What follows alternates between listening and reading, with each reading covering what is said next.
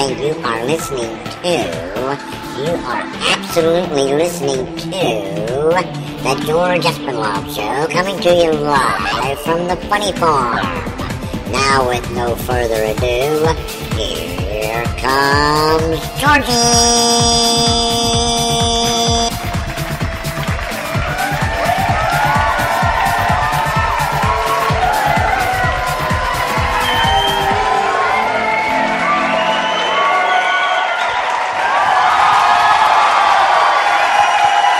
Well, hubba, hubba, hubba, hubba, hubba.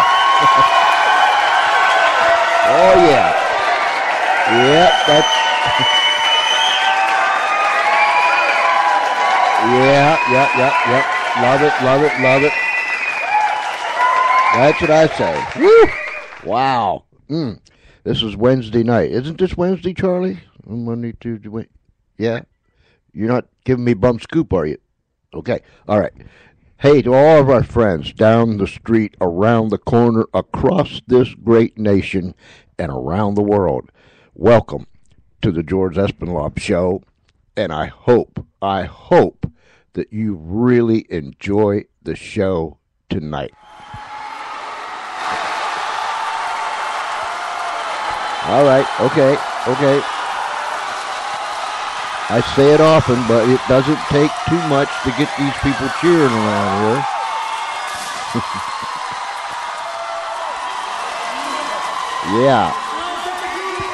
Yeah, that's Isaac. If you've never met Isaac, stick around. You'll hear him quite often. We come to you live from a place called the Funny Farm. And we live in a place called Our World. And we have no idea where that is. We don't have a mailbox.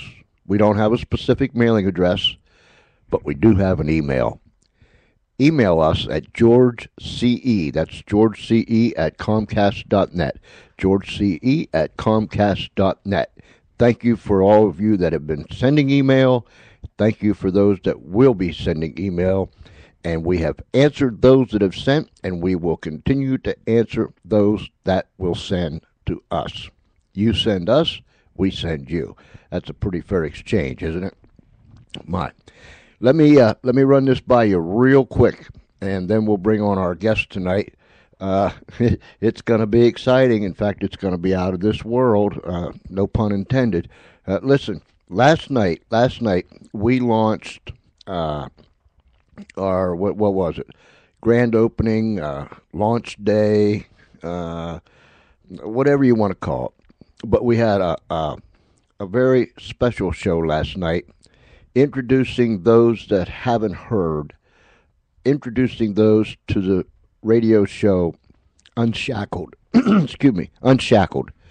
That is the ministry of the Pacific Garden Mission out of Chicago, Illinois, who has been around since 1877, and they've been doing real-life dramatization on the radio since 1950. And last night was a real treat. We've received some great response from folks, and we thank you for your kind words. Last night we had on there an hour-long true life story of Betty, and I'm not going to say this last name right, but Betty Hamag, and they're going to have to correct me on that. Her true life story.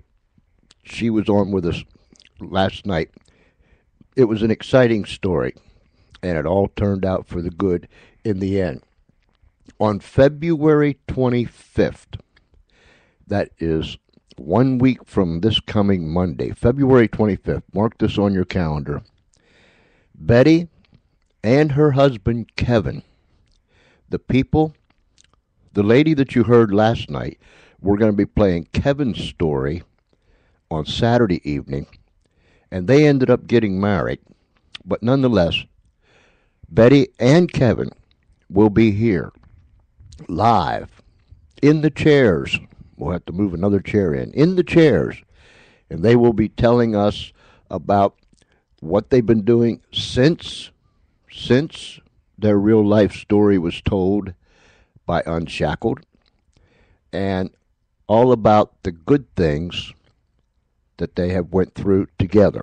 So mark that on your calendar. February 25th, 2013. The real people will be here February 25th. Betty and Kevin Hamag. Hamag, I'll get it right. They'll correct me. But nonetheless, Monday night, mark this down, Monday night, and I'm going to let the other 2 days of the week, I'm not going to tell you about them because I like to build the suspense. Monday night, we'll have a gentleman with us, and we're going to be discussing Benghazi. We all heard about Benghazi. It's not over. I don't even think it's just begun. And I hope people continue to dig and press to find the answers that all the American people deserve, and especially those that lost loved ones in Benghazi on September 11th. So that's on Monday night. Mark that down. That is Monday the 18th, which is only a few days away. We're going to bring Mr. Bob Schroeder on, and he is going to be discussing UFOs. Do you believe in UFOs? You're not quite certain whether you believe or not. Well, perhaps after you listen to Mr. Bob, you will believe in UFOs. So, as Charlie always says, Charlie, where you at? Hook this up for me.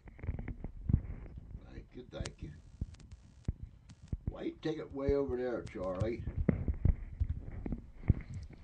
Charlie amazes me. Thank you, Charlie. Mr. Bob, welcome to the George Espinlove Show. Hi, George. Thank you very much for having me on the show.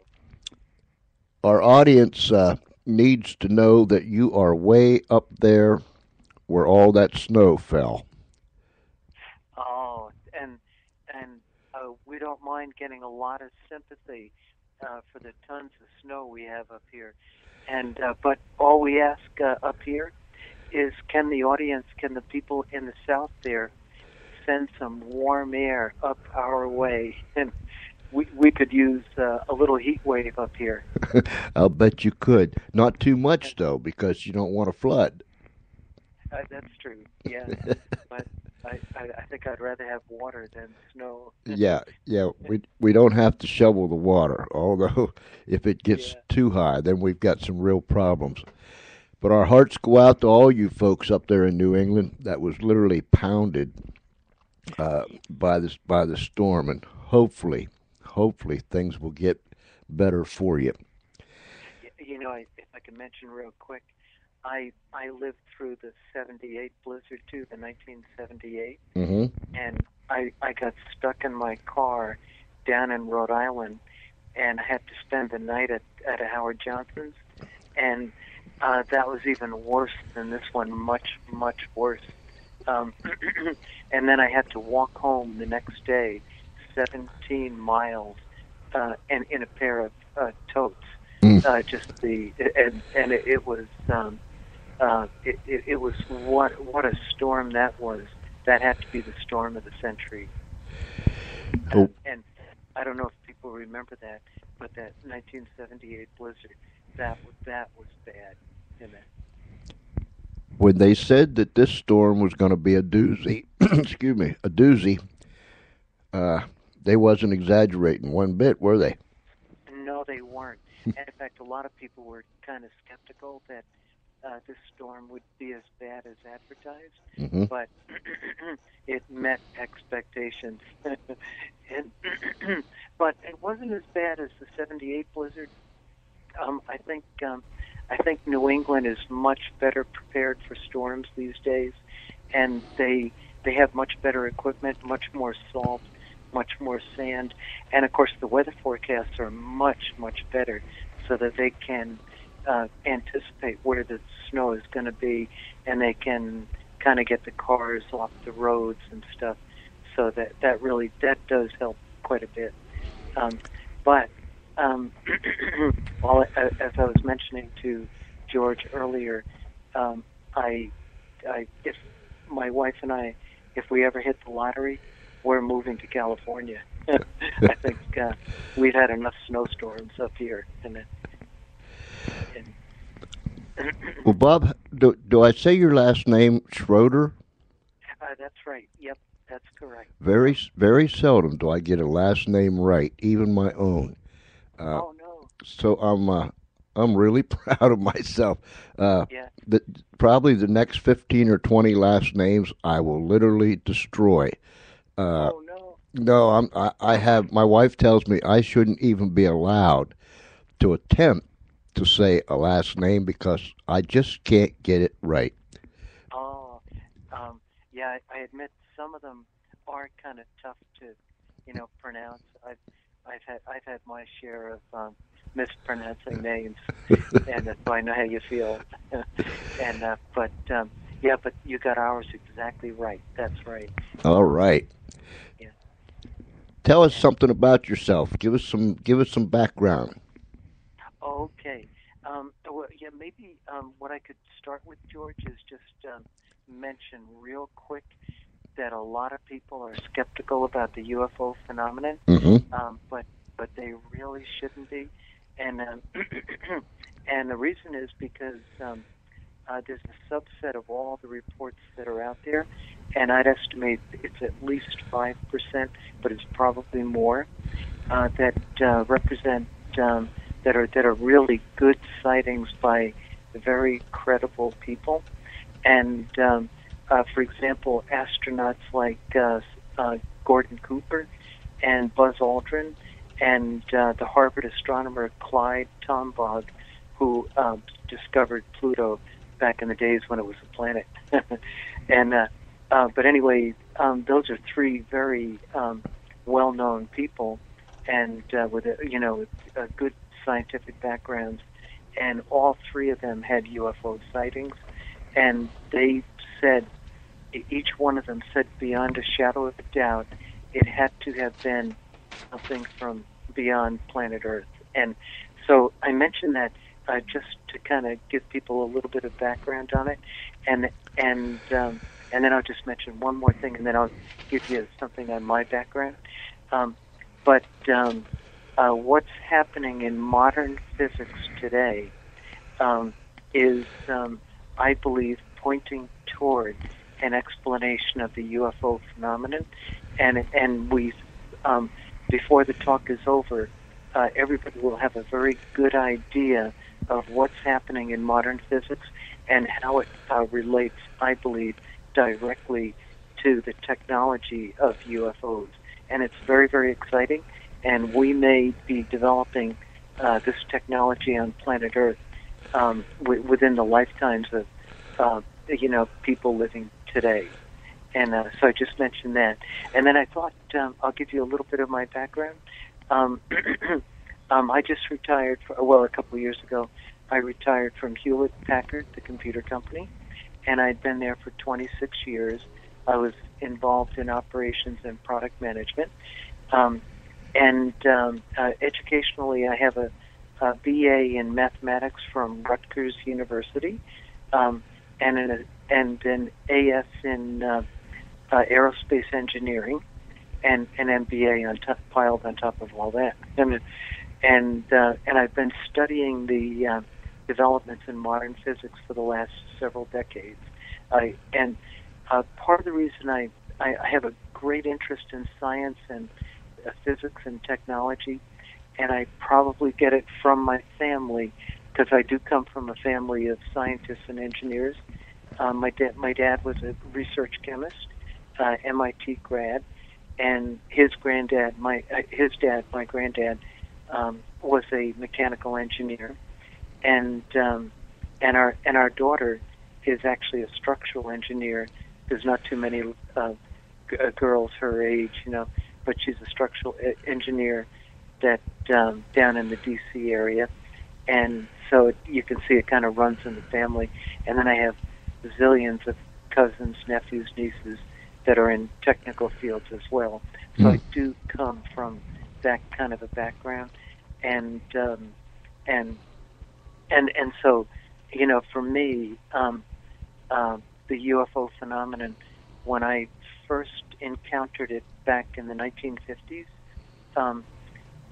my first thought was I had to figure out how the heck these things were working, because the technology looked so far beyond what we had on planet Earth that I just simply was overwhelmed by the determination to try to figure out how these things function.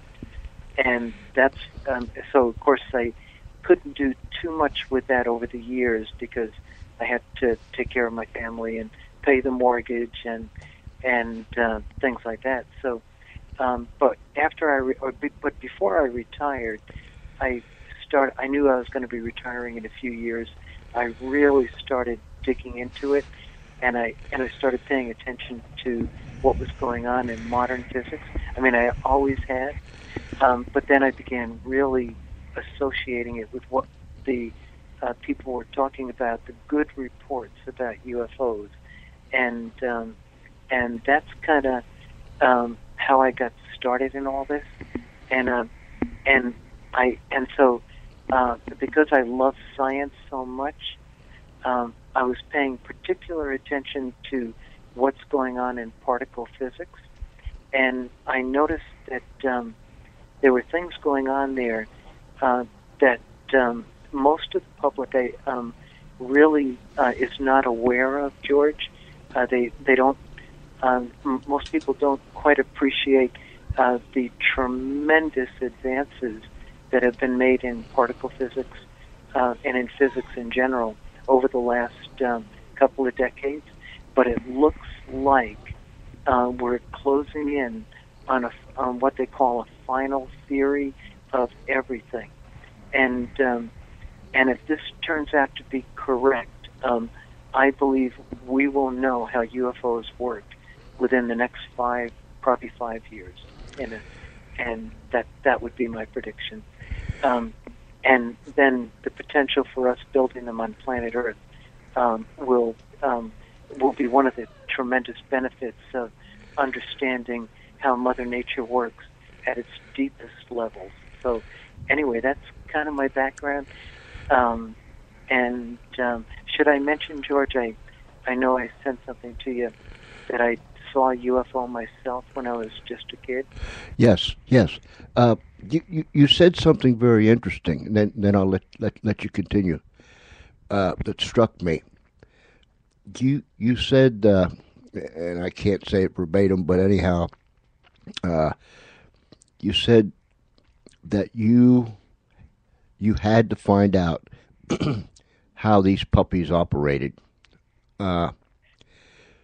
What caught me by surprise was most people would say I had to figure out what these things were, but you had already come to the conclusion, no doubt, if I'm wrong, correct me, that there were UFOs, and beyond a shadow of a doubt, this was a UFO.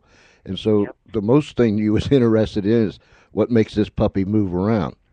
Exactly, and that's exactly right, George. I'll tell you what. I grew up in the 50s and 60s, and that's when I was in, junior high school and high school and stuff. And in 1957, I was 12 years old, and I was standing out in my front yard in Teaneck, New Jersey, and I happened to be looking up. It was about 5 o'clock in the afternoon, and I saw this cylinder, gold-colored cylinder, moving toward New York City, and directly behind it, maybe the length of the cylinder behind it, and the cylinder was probably the shape of a cigarette. I saw a round object that was no wider than the narrow width of the cylinder, and the two of them were clearly moving in tandem toward New York City. And I should mention, I lived in Teaneck, New Jersey, which is up in northern Jersey, and maybe 3 or 4 miles west of Manhattan. So, and even though I was only 12 years old, I knew this was a really strange object. It was something really weird. And it looked to be about the same height as a commercial jet. It was flying maybe 6,000 feet. And I'm looking at it, and I started thinking, gee, what the heck could it be? I thought, could it be maybe a dirigible? But I didn't think so, because the dirigibles, like the Goodyear blimp, were really fat in the middle, and this was just the same shape as an ordinary cigarette, two parallel sides. And then I thought, gee, maybe it was Sputnik, because that had been launched just a month before. But I couldn't figure out why the rocket was still with it, because that made no sense. And I also knew that Sputnik was about 100 miles up, and I knew that the Sputnik satellite was only about the size of a beach ball, and there was no way under the sun that I was going to be able to see an object the size of a beach ball 100 miles up. I mean, I couldn't see it a mile down the road, so, or just barely, So at that point, I realized there was something really strange, and I ran inside to get my brothers and sisters, and I managed to drag out two of my brothers, and we just caught it as it was going over the trees toward New York City. But that particular sighting really got me intrigued. Even though I was only 12, I knew I had seen something really strange. And then over the years, and especially, George, you're about my age, you'd know that back in the 50s and 60s, there were an awful lot of UFO sightings at that time. Mm-hmm. And there was a flurry of them all over the world. And so I was reading about these things in the papers and seeing it on TV. And back in those days, they were more open about talking about UFO sightings. They didn't make fun of them as much as they do. They didn't trivialize them like we do today. So you had better reporting on these strange craft back in those days. And the reporters made a real effort to try to, get the facts correct. So anyway, over the years, since that time, I've been reading UFO books, and I began noticing patterns. I began noticing that these things were behaved in a certain way, and like, for example, they had fantastic acceleration. I mean, far greater than any Earth craft and any kind of Earth vehicle that we make, and they could stop on a dime.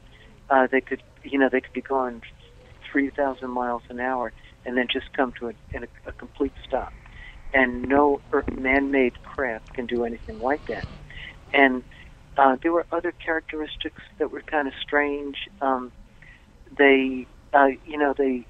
Occasionally people would report that these things would become partially or completely transparent, and that really was puzzling.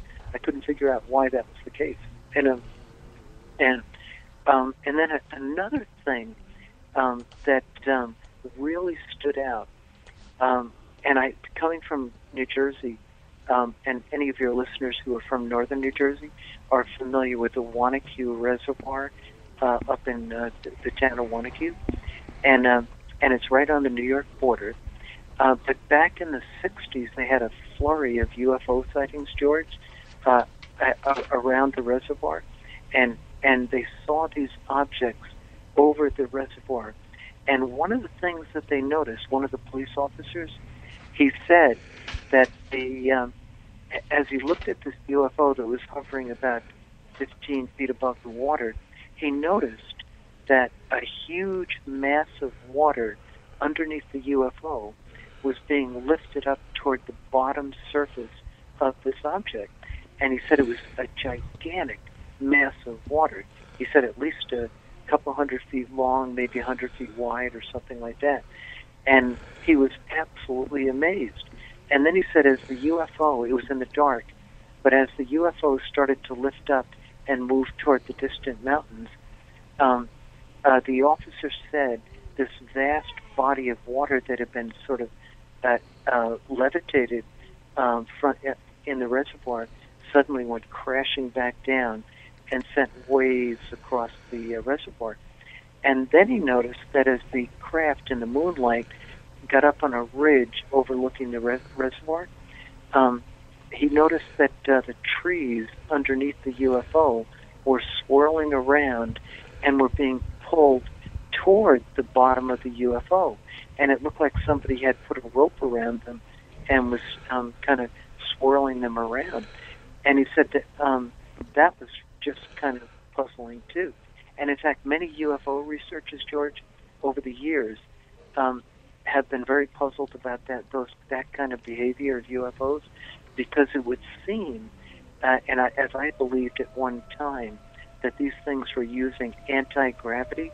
But if they were using anti-gravity, it would have pushed the trees away, and it would have pushed the water down a bit, or at least it would have just stayed a certain level. But it didn't. It was actually sucked up toward the bottom of the craft. And and then there was further things that happened that caused me to think that the way these things work is not anti-gravity. There was a case up in Ohio where they noticed there was a searchlight beam. There was a church festival going on during the evening, and the minister had hired a local army guy and a searchlight that he was going to use to advertise the festival. And so they were shining this very powerful beam thousands of feet up into the sky, and it apparently came very close to a UFO up there. Many people reported they could see a UFO near the beam.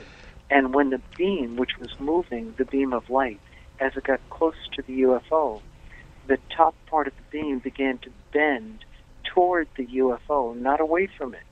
And that again indicates that there's some kind of very strong local attractive gravity field around these UFOs.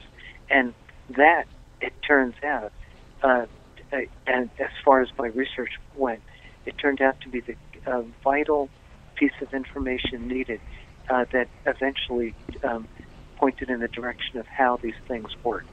And that's what we'll be talking about tonight. And I don't know if you wanted to say anything. Yeah, I wanted to ask you two things.